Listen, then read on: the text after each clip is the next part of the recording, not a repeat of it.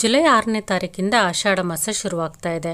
ಆಷಾಢ ಮಾಸವನ್ನು ಶೂನ್ಯ ಮಾಸ ಅಂತ ಕರಿತೀವಿ. ಈ ತಿಂಗಳಲ್ಲಿ ಯಾವುದೇ ಶುಭ ಕಾರ್ಯಗಳನ್ನು ಮಾಡೋದಿಲ್ಲ.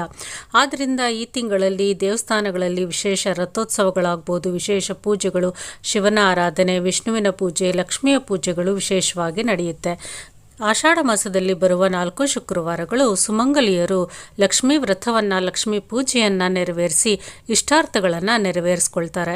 ಪ್ರತಿ ಶುಕ್ರವಾರ ನೀವು ಬೆಳಿಗ್ಗೆ ತಲೆಗೆ ಸ್ನಾನ ಮಾಡಿಕೊಂಡು ಶುಭ್ರವಾದ ಬಟ್ಟೆಯನ್ನು ಉಟ್ಕೊಂಡು ಲಕ್ಷ್ಮಿಯ ವಿಗ್ರಹ ಅಥವಾ ಫೋಟೋ ಇದ್ದರೆ ಅಥವಾ ಒಂದು ಕಳಶವನ್ನು ಸ್ಥಾಪನೆ ಮಾಡಿಕೊಂಡು ಒಂದು ನೈವೇದ್ಯವನ್ನು ಮಾಡಿಟ್ಕೊಂಡು ಲಕ್ಷ್ಮಿಯ ಅಷ್ಟೋತ್ತರವನ್ನು ಹೇಳ್ತಾ ಕುಂಕುಮಾರ್ಚನೆಯನ್ನು ಮಾಡಿ ಲಕ್ಷ್ಮಿಯ ಅಷ್ಟಕ, ಲಕ್ಷ್ಮಿಯ ಸ್ತೋತ್ರಗಳನ್ನು ಹೇಳಿ ಪೂಜೆಯನ್ನು ಮಾಡಿ ನೈವೇದ್ಯವನ್ನು ಸಲ್ಲಿಸಬೇಕು. ಈ ಆಷಾಢ ಶುಕ್ರವಾರದ ಪೂಜೆಯನ್ನು ಮನೆಯ ಯಾವ ಸದಸ್ಯರಾದರೂ ಮಾಡಬಹುದು.